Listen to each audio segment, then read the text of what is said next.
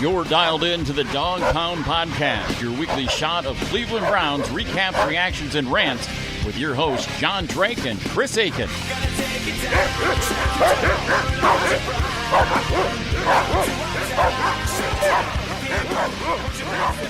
What is up, everybody? Welcome to episode 13 of the Dawg Pound Podcast. I am your host, Jon Drake. With me, as always, is the mighty Chris Aiken. And for the third time in 4 weeks, we are actually having a happy podcast. Dude, which is never, ever will that ever get old. I'm convinced that it is us. It wasn't Hugh that was the problem. It was that we weren't talking about the Browns. That was the problem. It's right. It has nothing to do with Baker. It's all us. It's all us. I mean, before us, 0 wins. This year, 5 wins. Yep. And just like the team, we're still learning how to do it too. By next year, we'll have this thing honed as we go 13-3, right? That's what I figure. Although, speaking of next year's schedule, I got really mad yesterday because they were talking on the radio about, because there's all the playoff talk right now and all that crap, and they're talking about what the team's going to be like next year. And they mentioned some of the opponents, and I got all mad because the 3 they mentioned, they're like, "Oh, you're playing the Patriots, Rams, and Seahawks," and I was like, "God damn it!" Really? We got to get but the Rams and Seahawks are at home, so at least we got that going for us. But well, geez, dude, I mean the Rams are beatable. Thank God you didn't listen to me in your fantasy league by going with Jared Goff this week, huh? Hey, dude, you know what? I put my money where my mouth is. I was. Man, oh man, and we'll get to the Browns in a second, but it is funny. Like I was the final seed of the playoffs, right? And I was playing a guy. I had the weirdest season. I started out 0-4, then I won 6, so I was 6-4. Then I lost 3 straight, and it was Amari Cooper screwed me because he had that one monster game, right? And he hadn't done anything, so I benched him. Well, of course, that game if I'd have started him, I would have won. Whatever. Well, this week he goes for like 50 points, and the tight end from the 49ers goes for like 43. I absolutely wasted this guy. I was 6-7. He was 10-3, and I dropped 176 on him.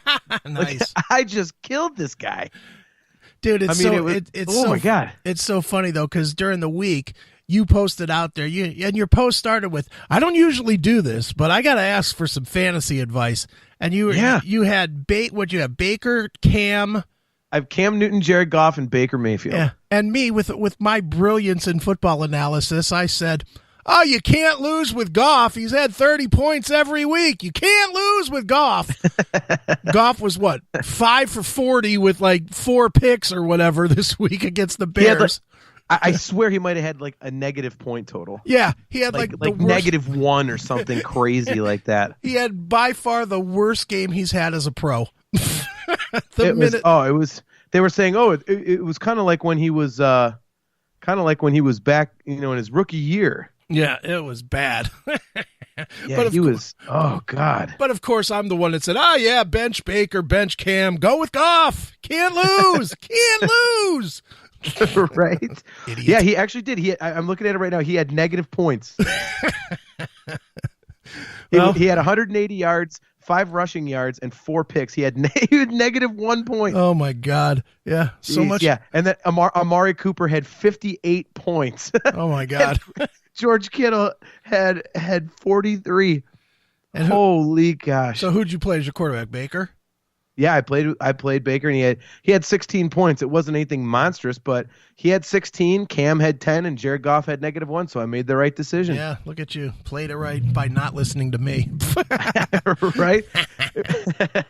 So, but yeah, so that was interesting this week. But yeah, the game worked out in our favor yet again. Yes. It's getting pretty crazy, man. I mean, everyone's talking playoffs now, which I know, and let's address that right off the bat because that's like the hot button topic, and we'll get into the game. But how insane is it that our path to the playoffs is more sure if by winning the division than it is in any other way? I mean, that just blows my mind. Yeah. That's the more likely scenario of them making the playoffs is them winning the division than it is to hope for help from everybody else and get in as the 6th seed. Well, what's amazing to me is that we're going into, the 14th game of the year, and we're still not eliminated. Yeah. I mean, we were eliminated last year at game 9? 8? Yeah. Maybe 8. Yeah. I think it was. It was like 7 or 8. Yeah. I mean, we were eliminated, 6 weeks ago. And now, I mean, is it going to happen? No. But is it nice to be playing meaningful games at the end of the season? Where it actually is exciting to, play fantasy world, I guess, for a minute and just say, well, yeah, if the Steelers do drop 3 and we win 3 and Baltimore loses 2 and, I mean, it is definitely nice. And I'll tell you what else is nice. Clicking on the old standings on ESPN and seeing us after 13 weeks, not in last place. Yeah, for sure. That is beautiful.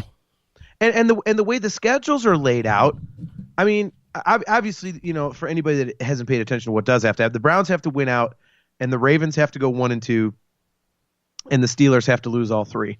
And I mean, that's obviously a super long shot. But I mean, it's even funny because the way the schedule plays out, if we win our next 2, the way that the Ravens and Steelers schedules are laid out, that last game could be for all the marbles because Pittsburgh, their last 3 games are against New England and the Saints, and then week 17 is the Bengals. Right. So the next 2 weeks, I mean, they're going to be underdogs. So you could have them lose those 2. If the Browns win those 2, then you need the Ravens to go 1-1, and they're playing the Bucks and the Chargers. So you got to figure that the Chargers would be the one they would lose. So I mean, just the way the schedule's laid out, right. I mean, it's not like the Steelers are playing Cincinnati this week, and then let's say we beat the Broncos, then they beat the Bengals, and none of this matters. It's like, no, it's the last game of the season, and our game is against Baltimore. So it's like, okay, if the Browns win and the Steelers lose,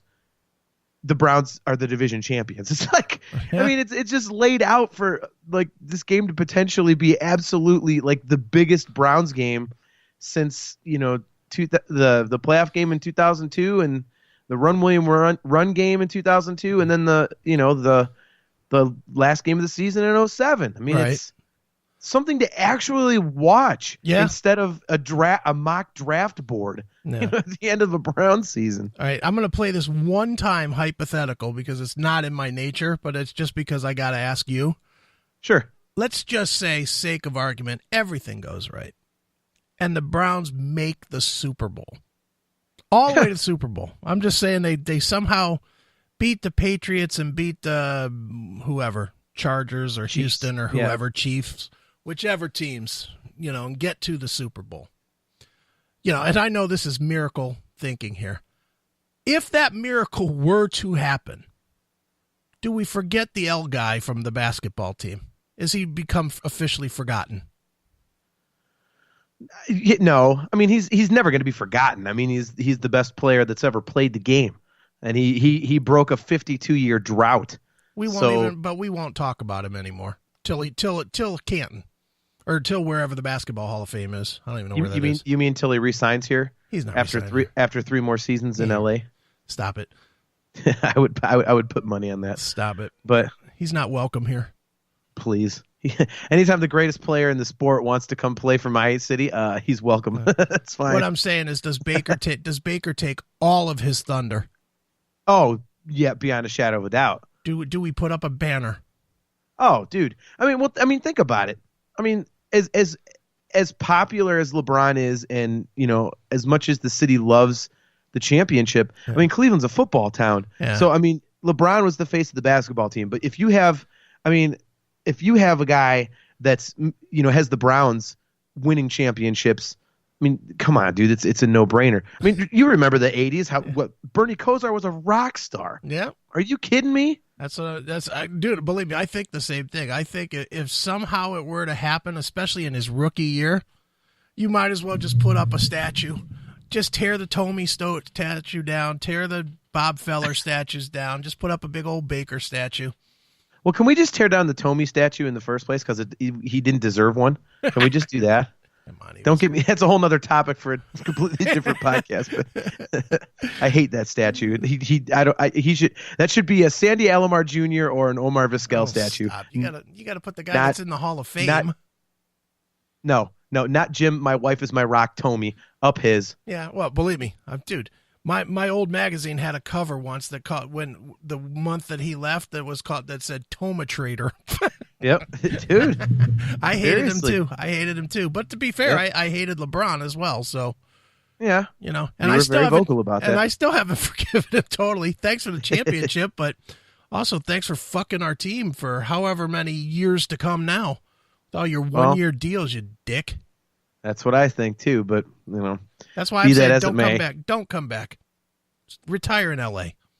We'll remember the championship here. That's all we need. It is a glorious championship. Yeah, but that's all we need. Yeah, you're pie in the sky thinking. It's like, could you imagine if like that miracle does happen and the Browns are in the Super Bowl in Baker's first year? Like Hugh Jackson, he can't get out of his own way. As soon as he leaves, the Browns go to the Super Bowl. Like that first year. All I know is if they went to the Super Bowl this year, I think Stephanie would probably move here for about a month. Just because you'd be intolerable, whichever is the right word. Yeah, intolerable, yeah. So, yeah. You would not be. No one would be able to deal with you. You'd be, hey, John, how you doing? Baker! Yeah. Speaking of, I did add to my collection this week. I now have the Baker Mayfield Color Rush socks. Oh, my God. You are gay. Jesus Christ, dude. I can't believe you don't have Baker oven mitts or something at this point. Not yet. Do they sell them? They got to sell them, don't they? I don't know. They sell like Browns oven mitts. I don't think they have like Baker specific ones, but they need Baker oven mitts. They need a Baker what do you call that thing that you put over your neck? An apron. An apron, yeah. Yeah, they have those like with his jersey. It looks like his jersey, like it's Cleveland number 6. Like they have that. Like, and you don't have it? I do not have it. False fan. That's okay. I figured out a parody song today. I realized, and I'm not even going to say it out loud because I don't want someone to take the idea because I really want to figure out how to rewrite the lyrics to the song. But I realized that the lyrics to a certain song actually match like his saying he woke up feeling dangerous. Oh, God. And I was like, oh, this is going to be awesome. Baker. Oh, yeah. Super Bowl. Yeah. Right? Came from Oklahoma, was oh so young. He's dangerous, and that we know. He's Baker. Oh, no. Super Bowl. Oh, my gosh. So yeah. So I was at the game this weekend, and one of the reasons that my voice is shot, first of all, I sang on Friday and Saturday night, so 8 hours of singing before going to the Browns game on Sunday afternoon will do that to you. But yeah, the one of the main reasons that my voice is so shot was that 51-yard touchdown to Jarvis Landry because we couldn't see it.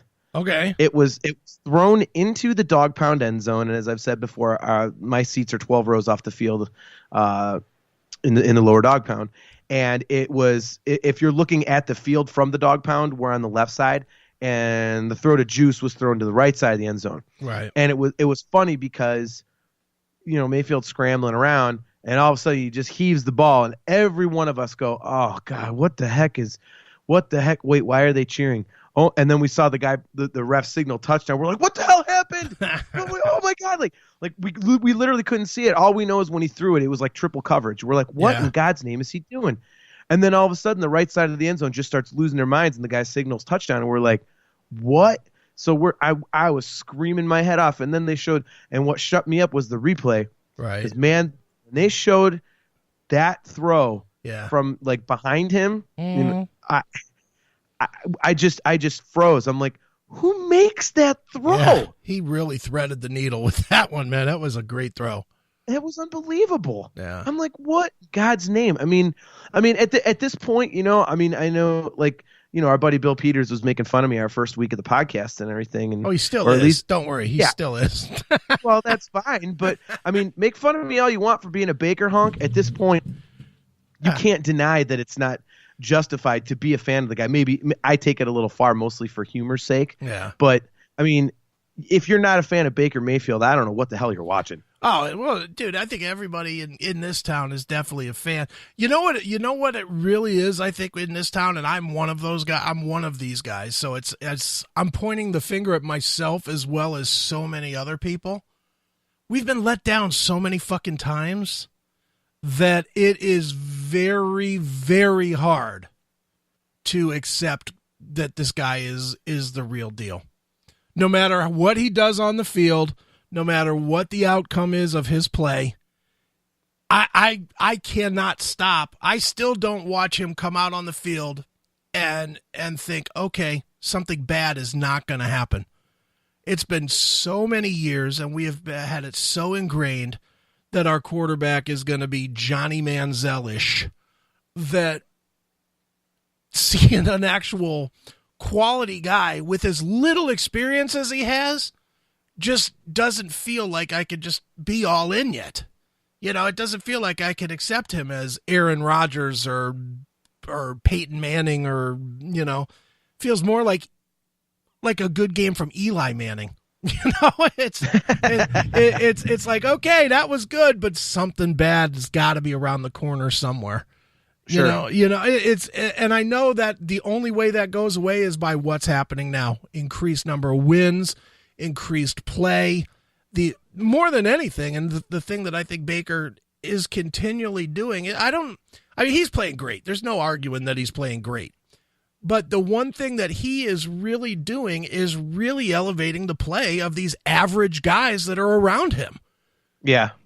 You know, I mean, Higgins is an average receiver that's playing above average as a player. Callaway is an average player with amazing speed that's playing above his head. Jarvis Landry is playing about what you'd expect. And how about Perryman, man? My man. Yeah. Dude, pull that guy off the scrap pile. Holy crap. And that dude is playing at a high level. You know, he's been playing at a high level since he got picked up. Yep. And I truly, and Njoku, he's still dropping more balls than I'd like, but overall he's playing a lot better. And both of the other tight ends, Charles and Fells, they're playing well. I mean, it's not that all those guys got better. It's that this guy is elevating their play. Yeah. Because these guys were all kind of either projects or scrap heap guys, and they're all playing better. You know, and it has a lot to do with the confidence factor of Mayfield, and the fact that, you know, that whatever defense you're putting in front of him really has not been able to just shut him down. You know, the best they've been able to shut him down was last week when they did him for a half. Yeah. You know, and that is very encouraging, but it's also, I think as a Browns fan, it's scary to make that next jump. You know what I mean? It just you don't want to make that jump just yet and then have something bad happen and just be like, oh, here we go again. Another Wayne Garland moment in Cleveland. Yeah. You know? No, I completely get it. And I am struggling so hard to keep it in check because I still feel the same way. But I think for me, after all the suffering that we have been through, I'm just kind of letting myself get swept up in it. Like, you know what? Even if something bad does happen, even just having like a season like this or these 10 or 11 games that Baker has started, you know, that little bit is just so sweet after how unbelievably terrible it's been. So I'm like, you know, I'm just going to enjoy it just in case. Yeah. You know, I mean, you just never know. And it's like I keep reading articles and listening to interviews and everything, and you know, it's just awesome to be involved in this, and it's just like to be watching the team like this. You're like, oh my god, like, you know, it's just it feels like normal football, and yet you can see, you know, the way that this is trending is that it's not going to be normal football. It's going to be championship caliber football, right? Or at least quality. I mean, it's at least quality. But I mean, like before they fired Hugh Jackson, Baker Mayfield, they said like his passer rating was like 29th or something in the NFL. Since Hugh Jackson was fired, there's only 5 guys that are better than him. Yeah. And we're talking guys like Drew Brees, Aaron like Rodgers. upper echelon Hall of Famers. Right. And he's sixth in the NFL in this stretch. It's like, I mean, what was it? Like his last 6 quarters, he's thrown for like his completion percentage is like 76%. It's like 594 yards and 2 touchdowns or something. And his QB rating's like 131. It's like, what in God's name? Yeah, he's playing great. Like it's incredible. And I mean, even on Sunday, he had an 82% completion percentage. He only had 4 incompletions, but 3 of the 4 incompletions, I was there, hit the guys right in the hands. Yeah. I mean, and it wasn't like they were leaping for these catches. The one went right through Nick Chubb's hands into his face mask. Yeah. Yep. And Higgins was wide open down the middle for that touchdown and just doinked it because I think he was like, holy crap, I'm going in for a score. And he just, Noonaned it. And then, Njoku had a drop. And the other one was just a throw out of bounds, wasn't it? A purposeful out of bounds. He was trying to hit somebody while they're going out. And it was a little too far out. But so it was, he had one legit incompletion. I mean, so other than, you look at that, he would have finished, 21 of 22 for close to 300 yards and 2 touchdowns. I mean, it's just like, it's every week is just something else with this guy. It's unbelievable. It is. It's making me happy? The fact that the Bengals haven't won a game since Hugh joined their staff. Oh, what sucks though? We were talking about the playoff thing a minute ago. Yeah. I was laughing to myself today because I was like, Hugh can still screw us one more time because what if we do win out and then we're waiting for the finale of the Pittsburgh Cincinnati game and Hugh just craps the bed and loses to the Steelers and just does not help us out. Like, yep, you got us one more time, kept us from winning the division.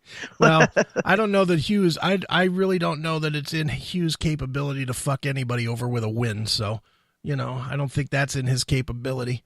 If there was a way that he could lose and screw us, then that's what he would do. But to actually get a win, exactly I don't think so. I don't think he can get a win. So I don't know. It was a crazy game on Sunday because, I'd like to bring up a negative, and go ahead. I might be alone in this, but I wanted to ask you about this and get your opinion on it, because all these articles I'm reading in these interviews are saying, the team's playing well in all facets of the game. I mean, the special teams is at least tolerable lately. They're playing, good on offense, good on defense, and they had that stop, to keep Carolina out of the end zone. No, they didn't. No. They were throwing into the Dawg Pound end zone. If Cam Newton had half of a shoulder, they get a touchdown there easily. Those 2 guys that he threw to on 3rd and 4th down were wide open. And the defense, I am not that sold on the defense right now. Do you know what our overall defensive ranking is right now? Probably out of 32 teams. I gotta say middle of the pack, right? 31. Really? We are the 31st ranked, according to the stats, the team stats on NFL.com. I just looked up today. 31st. Who's worse? I didn't look because I was so tired of scrolling so far down to find out. I saw us and went, whoa. Couldn't go that extra click, huh? No, I was like, screw this. I honestly, because I was looking up Denver's. What is that based on, though? I can't believe, dude. How can they be almost dead last? They're not that bad on defense. Overall yardage and stuff, dude. They give up a lot of yards. They do give up a lot between the 20s. Yeah, they really do. And I mean, honestly, like, and believe me, I'm super positive with the Browns. I love what's going on, but if Cam Newton wasn't, so dinged up with his shoulder, I don't think we win this game. This weekend. But you know what, dude? We could say a lot of things on that one too. We could also say if Denzel Ward was out there, they don't score all their points either. So, yeah. You could play that game all day long. The bottom line is that with the guys that were suited up on both teams, we won. And if Cam wasn't good enough to play, then his coach didn't do him any good, didn't do his team any service by jamming him out there. Yeah. I do fully agree with you. Cam made some bad throws that he doesn't normally make. That one throw that he made that was like, it was only like a 5-yard out or something. He threw off his one foot and bounced like 3 yards in front of his running back or whatever. It was like, dude, when does that ever happen? Yeah. And I think to me, I'm looking at the overall picture and I'm super happy, but and I'm interested to get your opinion on this. As much as it's awesome that we have like 5 wins, I still don't feel like we have that one signature win where we played a team that everybody agrees that, yeah, that's a good team, and we played well to great in all 3 aspects of the game, to where you can't look back and say, like, for example, against Carolina, Cam missed 2 wide open guys on 3rd and 4th down. I mean, it was an abnormal, situation. Like the defense, it's not like the defense pressured him into that. He just blew 2 easy throws. Sure. I mean, the closest we've come is that win against Baltimore earlier in the season, but even then the offense basically did squat until overtime. The Atlanta game was pretty good. Yeah, but see, that's what I'm saying. Atlanta's only got like 4 wins, right? They're like 4-8 or something, or 4-9 or 5-9 or something. I mean, they're a turd. The Jets are a turd. I mean, Baltimore win, like I say, they're a good team, obviously. Yeah. Well, I mean, they got one of the top 2 or 3 defenses in the league, and we still beat them. Well, so I mean, you could look at that, but the offense didn't play great. And then we beat, the Bengals suck, and then Carolina had an injured quarterback. Well, the truth might be is that the best game that we played all year, of all facets of the game, was in a loss, which would probably be New Orleans. Yeah. I mean, we played very well in that game. And yeah, that's hard to argue. And it could have gone either way. And New Orleans is lost one Twice. Game since, because they lost the first game of the year. They lost the first game of the year. Oh, that's right. Yeah, because they started out 0-1 and then they just lost 2 weeks ago to the Cowboys. Yeah, so they've lost one time since we played them. Yeah. So I mean, that's a good team. That's a really good team. Yeah. And barely, I mean, they squeaked the win out from us. Yeah. I don't know. It just feels like we don't have that one. Yeah. Well, signature. And I guess even in that game, that was the Zane Gonzalez game, wasn't it? Yeah. That's the one that got him cut. Yeah. Yeah. Which, speaking of that, another missed extra point this week. I still do you know the ruling on that? Because he made it and then they took the penalty, and I literally said out loud on the Dawg Pound, I looked at everybody, I said, I don't like this. Like, I don't care if he just made it. I don't care if it's moving closer. I don't like giving our kicker another chance to kick the ball. And sure as shit, man, he missed it. He doinked it. Yeah. It was like, everyone turned to look at me and give me that look. I'm like, what? You were all thinking it too. Yeah, exactly. Don't blame me. I'm not the only one. I just laughed when it happened. The ruling on it was that it was a false start, which is before the snap. So, the whistle blows before the snap, and he kicked through. But it was off. But it's against the defense. Can't you still? I thought you could still decline it even if it's a pre-snap penalty. No, because the play shouldn't have gone.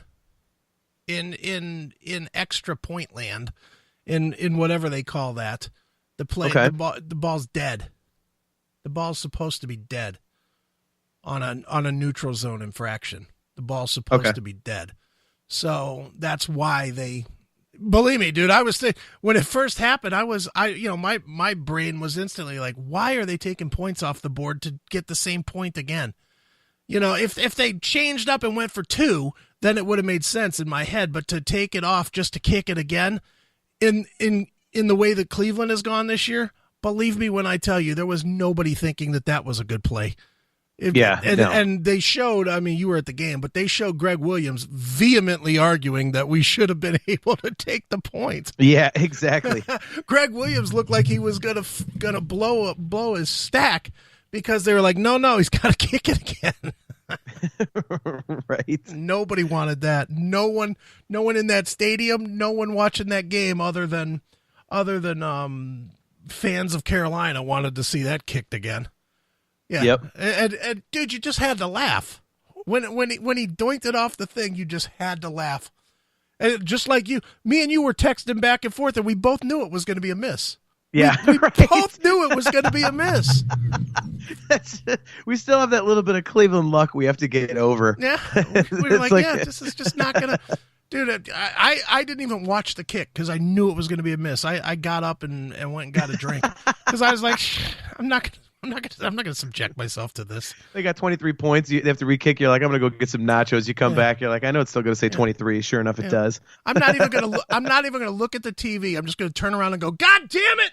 I don't even have to see the play because I know it's a preemptive swear because I just know it's not gonna make it. Right. Dude, anytime something screwy like that happens, it always goes against us. Yep. Always. Yeah. Well, and I guess at least Joseph's actually been serviceable. I mean, it hasn't been pretty, but that's his first miss in quite a bit. So, and it is positive. There's a positive that comes out of that miss. It just further solidifies that Famous Amos will not be here. Famous Amos will be. I mean, you can argue all day long about Williams, and you can argue about Freddie Kitchens and if they're going to stay or if they're going to go or whatever. There's zero chance that Famous Amos comes back. Does that guy even get a job next year? At his local grocery store, maybe. Yeah, I wouldn't give him a job on a local high school team. I honestly wouldn't. What's he going to teach them? How to stink?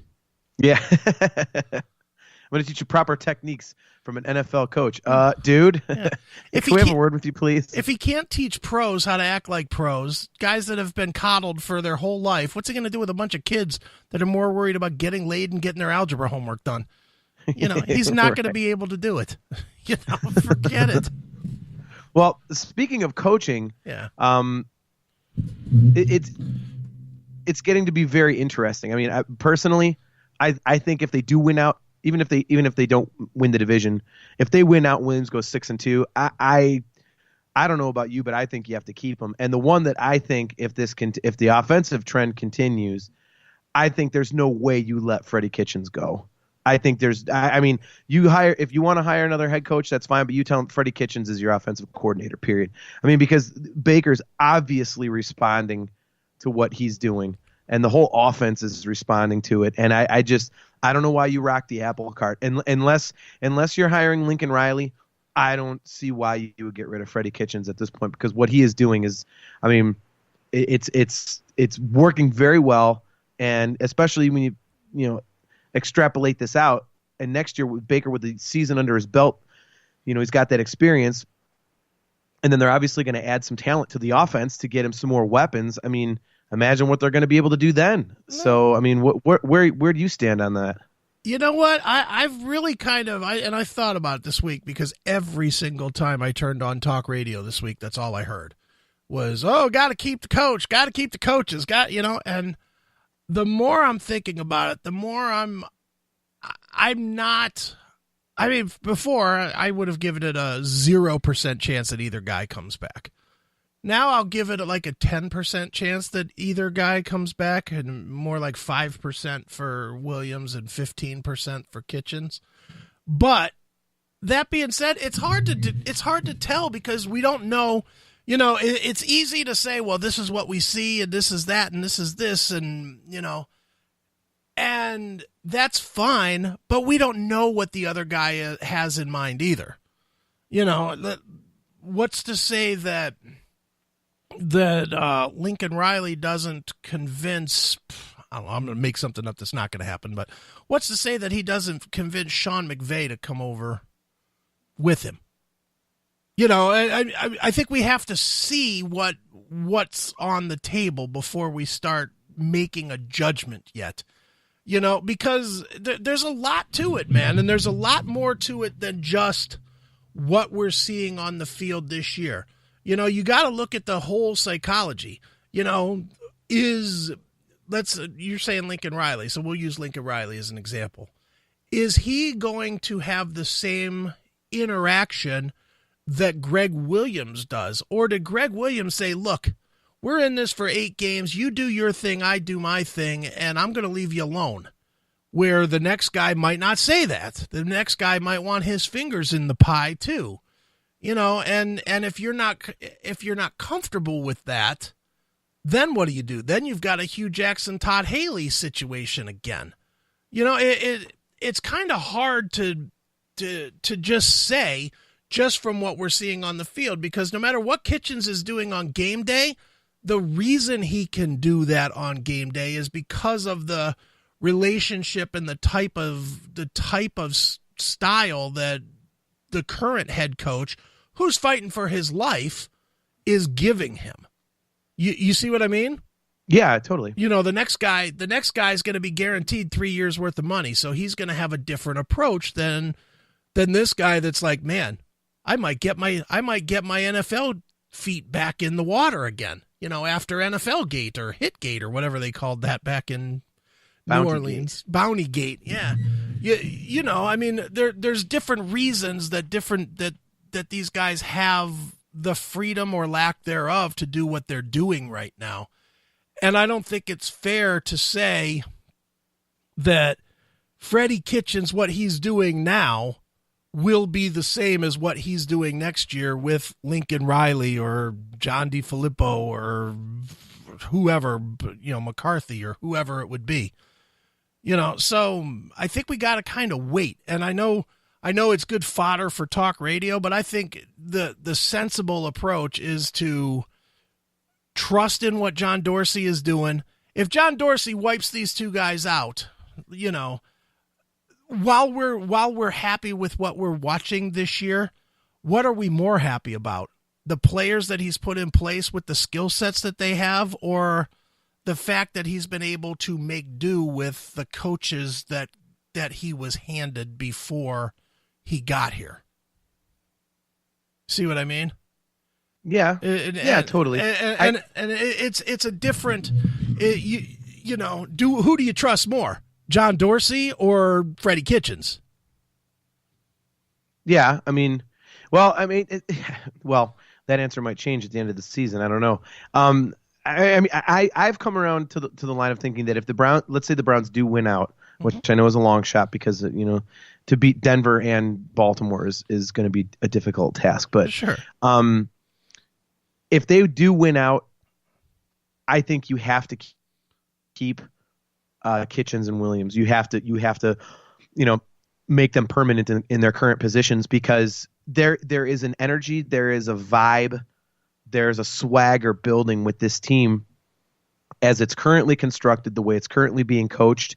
And I think if you win out, you will have won your last 4 games. You will have won 6 of 8, and you don't upset that. To me, you do not upset that, because the players are bought in, and they will know. Let's say they do win out and they don't win the division, so they're not in the playoffs. They know damn good and well that they can look back and say, if we'd have been doing this all season, we'd be in the playoffs. I mean, that is a guarantee. That's just a fact that if they hadn't had all this dysfunction, for the first 8-9 games of the season, they'd be a playoff team. Right. And so, Gregg Williams will have and Freddie Kitchens will have gotten the team to realize their potential. And I don't see any reason why you upset that just to say, well, I worked with Mike McCarthy and I like him, so I'm going to get him. Or, this young guy is like the hot new name, so we're going to go with him. It's like, to me, if they win out, it's very simple. If it ain't broke, don't fix it. But other than that, even winning 2 of 3, they'll finish. Gregg Williams will finish 5-3 in the last 8 games. It's an amazing accomplishment after flushing your head coach and offensive coordinator midseason to get the team to actually perform better, much better after turmoil like that. But I think at that point, okay, you can entertain other options and whatnot. I right now I'm really wondering how the players are going to react to a coaching change if they're obviously successful and on a hugely successful path. I wonder how the players will react to the front office going, yeah, well, that's all fine and dandy, but we don't want that guy. He's not my guy. Well, I just don't want to upset anything that's happening, because you could see the growth, you could see the progression, and it's going to an incredible place. And I think, pissing in the Wheaties in any way is just a bad idea. No, I don't disagree with you on that, but I don't think you're looking at the entire. You're looking at it as a complete black or white scenario. They stay, they go. Period. No in between. And, well, that's why I said with Freddie Kitchens. Yeah, but there's a lot of in between. Baker's responding to him, and the whole point of this whole thing is to get somebody that can actually develop Baker, and get the most out of him. And if Freddie Kitchens is doing that, you have to include him in the coaching search somehow. What's to say that I don't know, McCarthy doesn't bring with him the guy that has been, whoever the guy is that's been in Green Bay, that's been the receivers coach, that has made those receivers, whether it's Randall Cobb or whether it's what's that kid's name now? Devontae Adams, and even before that, going back years, they've always had a dominant receiver for the last 10 years. What's to say that you don't bring in Lincoln Riley or McCarthy, and McCarthy brings in this receiver guy where maybe Baker has found how good he can be, but this guy can make the wide receiving core better than Kitchens could. What's to say that what makes that guy not more valuable than what Freddie's doing? Freddie's doing fine, but maybe there's another guy that could do even better, that could take them to another level that we need to get. We can't lump it all onto Baker. Baker can't carry the other 10 guys. He's got to, you've got to get guys. I would love to see anybody that can make Njoku catch every pass that's thrown at him. I don't know who that guy might be, but there's got to be somebody out there that could teach a tight end with size 33 hands to catch a ball. There's got to be that guy out there. And, dude, it's hard. And you know what? It's a good, hard question to have because, these guys they're going to do what they're going to do. John Dorsey's going to do what he's going to do. This is not a guy that I think is going to be like, well, let me listen to 92.3 for a day and get the fans feel before I make my choice. Oh, yeah, for sure. He don't give a shit what any of us think. He's got a plan. His plan is working, and I hate to just be as simple as that, but I'm going to trust in the guy. And I'll be honest, I will have harsh words to say if he does bring in McCarthy. I do not want McCarthy. McCarthy couldn't. I don't either. McCarthy had one Super Bowl, which is great, but he had one Super Bowl with 2 Hall of Fame quarterbacks and the current Hall of Fame quarterback that couldn't stand him. And that makes me think, Jesus, do I really want Baker Mayfield to have to make a decision on if he stays here or not after his rookie contract with a coach he doesn't like? Yeah. I don't like the feel of that at all. Yeah. And that's kind of where I'm coming from with this coach thing, is that it's like, I don't know that after all the suffering and bull crap that we have been through, all the losing, if they finish out 6-2 and they're obviously rolling, like let's say, I mentioned signature wins. Let's say they have dominant wins in the last 3, and they look like a team that people are like, holy crap, is this a good team? I'm not willing to take the risk to say, well, maybe this other guy they're going to hire, maybe he's going to be even better. I don't want to take that risk. I would rather stick with, it's like the evil, or the devil, whatever it is. I mean, I am not willing to take that chance, because what if you end up with a guy like Chip Kelly, who's supposed to be the next big thing, and ends up being absolutely putrid at the NFL level, and then you've just completely derailed this thing that you started building. I get it, but what tells you, what guarantee do you have that Baker likes Freddie Kitchens or Gregg Williams? He said it. Yeah, he hasn't really said it. He's just said that he likes it better than what he had. Now, all the offensive players have said that they really like doing this because Freddie's being, what do you want to do? What do you think you do well? So the inmates are running the asylum a little bit. A little bit. Well, no, it's a smart way to do it. A lot of coaches do that. I get it. I'm not arguing the point. What I'm saying is we didn't really know how much Baker didn't like Hugh until Hugh was gone. So assuming that Baker and Freddie Kitchens' relationship is this superior, this guy's my buddy and this guy's the best and I'm playing my best because of this guy, it's a bit of a stretch. We don't know. We don't know yet. That's why I'm saying there's a lot of variables to this thing. I remember a couple weeks ago when we were talking about the coaching, I said that Baker should have a seat at the table. to at least air what he thinks when they're before they make the coaching choice, because it is important that he feels that way. And that's the only way that anybody's ever going to know for sure, is to let him sit down and kind of, I hate to LeBron it, but to LeBron it, and let him have a little bit of taste. Everybody bringing up Lincoln Riley. I heard those quotes from Baker about Lincoln Riley, and it didn't exactly sound like he was saying, hey, bring the guy in. He just said, well, it's a game and it's professional, and if Lincoln's the guy, then Lincoln's the guy. He's ready. That's all I heard. I didn't hear him say, well, get him here. He should be wearing brown and orange next year. He didn't say that. He's not going to, because then that makes it sound like, well, no matter what Gregg Williams does, I don't want to play. I'd rather play for Lincoln. I mean, you're basically I get it, but throwing another guy under the bus if you do that. But he didn't give him the, man, I would love to play with him again. He did not say that. He just said that was then, and this is now, and here we are now. Well, again, two things. Again, number one, that's, in a way, throwing Williams under the bus. Yeah. And number two, Baker really is, as we've seen, his sole focus is on the game ahead of him, and he's not really thinking, to January, February, March. Like he's like, I got to beat the Broncos. He knows damn well what's ahead of him. Yeah. It's very likely that, if they win this game, they could go, they have a weak Cincinnati team coming up next. And if they take care of business in both these games, they could be playing for a division title in week 17. He's not worried about who the goddamn coach is going to be. So he's not going to come out there and start campaigning for somebody. He's like, at least that's the way I see it anyway. Maybe we should take a cue from Baker on that. No, I agree. But don't forget, that's why I was saying my scenario for this was predicated on the what if scenario of them winning out. So we're talking about an 8-7-1 team that finished out 6-2. Mm-hmm.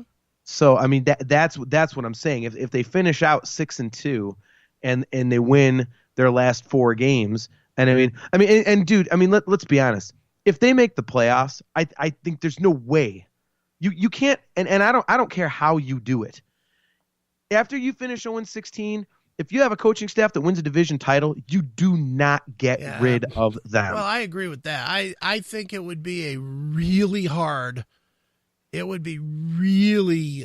be a PR nightmare if they fired him after they went from 0-16 to any playoff berth, even if they got mauled in the first game by the Patriots 73-0.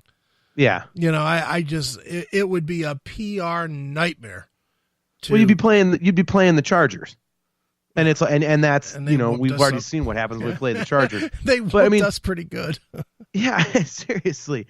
It's like, but you would literally go from historically either the worst or the second worst season in NFL history to hosting a playoff game in one season. And you had all this turnover. A coaching staff that can actually turn the team from 2-5-1 into a team that's hosting a playoff game. There is no way in hell you can get rid of coaches that have done that. Yeah. And I get it. I saw an argument, I think I brought this up on a previous episode where somebody had said, people that are campaigning for Kitchens and Williams, they're not really doing anything extraordinary. Cleveland's just been so starved for seeing what the NFL is supposed to look like for so long that now that they're just seeing competence, they think it's, God's gift to football. It's like, no, it's just they're competent. It's not like they're playing at the level of the Saints, Rams, and Chiefs. They're just competent. So don't overreact to what Gregg Williams and Freddie Kitchens is doing. I guess there's something to that. But I think given the circumstances of, the firings and how bad things were internally, to turn it around and win a division title, I think that is somewhat Herculean. And I just, again, if it happens, I just don't see any way you don't bring them back in that capacity. It's going to be a damn interesting offseason. Dude, it's going to be the longest offseason of my life. No matter what happens. Yeah. It's like, I think, have you crossed over yet? Like, I'm still... I'm at that point where I'm like, this is real. Like, this is finally actually happening. And you had mentioned earlier that you're still like, you're not at the point where when Baker comes out on the field, you're still not going, oh, nothing bad's going to happen. You're still thinking something bad's going to happen. I'm in the same boat, but I'm like that with the coaching to where if they finish really strong and it's obvious that there's a mojo building and they've just been getting better up through week 17, I still have that gun shy Browns thing, like, no, don't change that because you could mess it up. Like, so we're kind of in the same boat, just in different facets of the organization, I guess. I'm just not quite there yet. I mean, you are legitimately thinking about running the table. I have no thought in my mind that they're going to run the table. I still think they're going to lose a game on a stupid way, and it might be this week. But it's funny because my goal is kind of what I thought would make for a great season this year, and we're one win away from it. The only thing that what I went into this season considering a great year for the Browns after everything that we've been through was to have a year where we did not lose 10 games. I was thinking 7-9 would be amazing from, going into the season. And 6-9-1 I'll take 6-9-1 and I'll be happy with that. But to say, okay, yeah, we're a playoff team, or we're on that caliber, I'm still not there. I mean, I'm watching much better teams that have records close to ours that I just know are much better teams. I watched a little bit of that Seattle game last night. That's a much better team than we are. And they're 7-5 or 8-6. Yeah. Well, I mean, and I agree with you. And I think the main difference there is you're talking about that Seahawks team. They're a team that's been there, done that. Mm-hmm. So they have a certain confidence because they know what's in front of them. They know how to deal with, all sorts of different situations. Sure. The Browns, this is all brand new. So they've got that, Dawg Pound. It's really their puppies right now. They're babies in this. That's why I'm praying that they learned from the first half of the Houston game, because if they didn't, I think they're going to get worked by Denver. Right. So, and Denver's not great. I mean, I looked up their statistics, and they do not have a great pass defense. They're very thin at corner. And they just gave up 330 yards to the backup for Jimmy Garoppolo, for God's sakes. I mean, they gave up. Did you see the tight end? I was talking about my fantasy tight end, the guy Kittle from San Francisco. He had over 200 yards receiving in the first half against them. Yeah, they lit him up. Yeah, so it's like, but I just think if they that youth and that inexperience, if they did not learn from the lessons they were taught in the first half against the Houston Texans, I think history's doomed to repeat itself. Yeah. But I mean, I agree with you. You're talking about teams like the Seahawks and all that, but I think in the AFC, if you look at the teams ahead of us, and let's say that we had the same record as these teams that are fighting for the 6th seed. I mean, you're putting us up against teams like the Dolphins, the Colts, the Titans, Baltimore. And I think there's one more I want to say. And I would put every one of those teams except Baltimore as better than us. You're high. Who would you say is not? The Colts? I would say every team except Baltimore is not better than us. Oh, stop. Dude, you would pick the Dolphins over the Browns right now? Yeah. You would pick the Titans over the Browns. I'd say that's a push.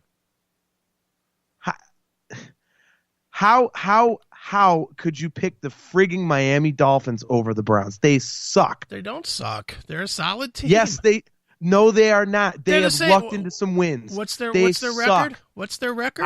I don't care. They suck. We would smoke them. we would smoke the Dolphins.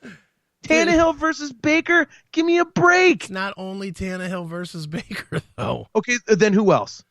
It's the defenses, and they have a better defense than we do.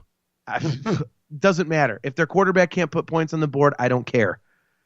But their quarterback just put how many points yesterday on the board? I don't care. 31? I don't care. We would beat the Dolphins. We would beat the Titans. The Colts, I would say, would be the one to be a push. And Baltimore is better than us. And the Broncos, we'll find out this week, but that seems like a pretty even matchup to me. This spoken from the guy that watches no football other than Browns. I pay attention, and I read recaps and stuff to get a feel, and I try and pay attention to what's going on around us.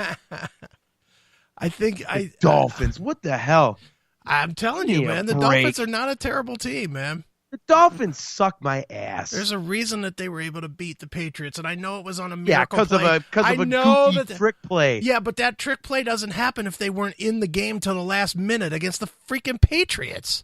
Who cares, man? The Patriots do that sometime. We were in it against. Not usually in December. Saints. Not usually in December.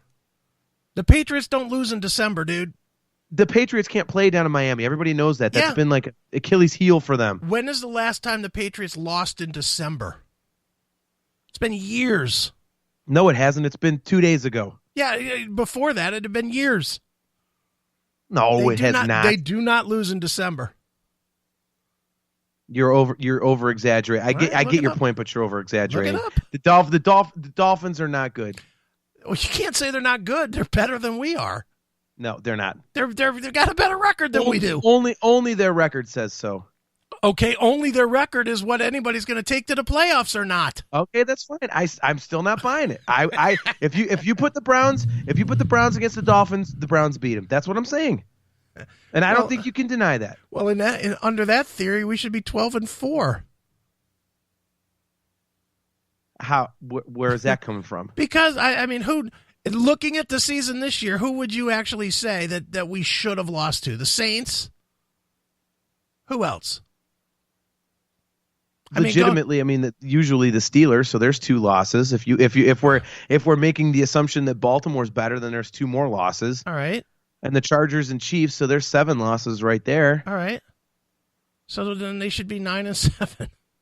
Wow, if we win out, we're almost right there. That's basically we finished out exactly how we should have. Exactly. That's awesome. Man, we just landed on that one pretty organically. Good for us. I swear, everybody, this wasn't planned. Wow. That's too funny. Oh, my gosh. So, all right, well, let's get to this week's game real quick and then make our picks. We can jump out of here. I am of the opinion that this game comes down to the Browns' offensive line and the defense's ability to stop Phillip Lindsay, because Phillip Lindsay's tearing it up. That's their running back. Mm-hmm. And I just don't think Case Keenum is really much of anything. I think last year was a fluke. I mean, he hasn't been great this year either. Yeah. So if you can shut down their running game, which we've been terrible at, unfortunately, I don't think Case Keenum's that guy that's going to throw you into a victory with 400 yards and 4 touchdowns and all that kind of stuff. And consequently, the Denver secondary is banged up. They've given up 5 300-yard passing games this year. One of them was this week against, like I say, Jimmy Garoppolo's backup, that Mullins guy. Yeah. But they do have, Bradley Chubb on one side and Von Miller on the other. So I think if the offensive line can keep Baker upright and give him time to throw, I think it's going to be identical to the Carolina game in that you can throw against the secondary. And if he's up against a secondary he can pick apart, if you give him time, I think that bodes well for our offense. So I think those are the keys. I have a simple theory in this week's game. If Robinson can play lights out, we win. If he can't, we lose. It's the one matchup like him versus Von Miller. Yeah, because if he can't handle Von Miller, then they're gonna absolutely double team and they're gonna get destroyed by Chubb's brother. It's just the way it's gonna work. Von Miller, if you stop him, you win. That's just the way it's gonna be. The secondary is garbage. So if Baker has one side that's protected, he's gonna pick apart the secondary, and they should win. If Robinson can't handle a legitimate Hall of Fame type of a player, then we got a long day in front of us. Yep. I think it was, like I said, I go back to the Houston game because for some, I don't know about you, man, for some reason this game feels like that Houston game to me. I have that feeling about it. I don't know why. It just seems that way to me. I think maybe it's because of the defense with because it was Clowney, Merciless, and Watt for Houston, and it's Chubb and Miller for Denver. Maybe that's it. But they kept Baker clean. They didn't allow a sack against Houston. So that's like I was saying, if they learn their lessons from the first half of the Houston game, then I think they can do well, in this game against Denver, because they won't be in that, 2 to 3 score hole that they dug themselves with Baker just chucking up meatballs to the defense for 2 quarters. So, but yeah, I tend to agree with you that, obviously, Von Miller's the guy to stop, but you also, I think again, you also have to worry about Chubb on the other side. So I think it's definitely the tackle play. So at least you have something to watch if you can pay attention to it while you're doing your main radio show. Oh, I will. I've got the TV right here. I will be watching. So Neely's going to be talking to you and you're just going to be like, yeah. I'm sorry, what? I was, what? Oh, sorry. I'm gonna have him do all of his Confederate flag and racist topics early so that I can just ignore them and just watch the game. Just watch the game. I'll get into it in the second half of the show. I'll be all energetic. Either that or all depressed if the Browns lose by 30. I'm like, yeah, what else you got, dude? Yeah. I'm going to bed. Screw this. Yeah, enough of this. Play like 40 songs in a row. Yeah. We'll see you in 2019. Yeah, exactly. Goodbye. But yeah, I think, I think the good thing is their secondary is able to be exploited by Baker. So I think that's a big deal. It's just a matter of keeping them clean and giving them the time to do that. And again, I'm really hoping that Philip Lindsay doesn't eat us alive, because he's had some monster games. So that's definitely going to be a problem. Sure. So we'll see. What's your pick? Make your pick. You know what? You go first this time, because I'm not really sure. I'm gonna lean Browns. I'm gonna hope upon hope that Greg Robinson can play well. I'm going to say it's going to be a high-scoring game, because do we know if Ward's playing or not? Not yet. They haven't said yet. All right. If Ward plays, I think we have a much better chance, obviously, but I think that it's going to be like 31-28, and I'm going to go with the Browns. You know what's funny? I was thinking that exact score. Oh, there we go. But yeah. So pick either 1 point over. So pick 1 point over or under, and take your chance. I was thinking I was picturing a field goal game, and I'm thinking, okay, can Baker really can he put up 4 scores with that defensive line? But I mean, he could. I mean, I think it's a field goal game either way, and I'm gonna root with my homer heart this time that the Browns, they want this game more than Denver. And they've got a little more juice coming in, and I think they want to, actually, they're on a mission to win out and actually see what happens with this whole win the division and get in the playoffs thing. So I'm going to say Browns by a field goal. All right. Do you have a score or no? I like your 31-28, but I for some reason it just feels more like a 24-21. 32-29. yeah, 30-29. 2 safeties in there somewhere. 30-27. 30-27. So, all right. Awesome. All right. Well, let's hope we have happy podcast number 6 next week, man. Because these, like I said at the very beginning of the show, this never gets old. So nope. Thanks everyone for tuning in to another episode of the Dawg Pound Podcast. Hopefully you guys are digging it. We appreciate the support and all the downloads and all that kind of stuff. And as usual, until next time, here we go, Brownies! Here we go! Thanks for listening to the Dawg Pound Podcast. Be part of the next edition by sending your thoughts to Woof, that's WOOF, at dawgpoundpodcast.com, or by calling us at 216-503-6404. See you next time, and go Browns!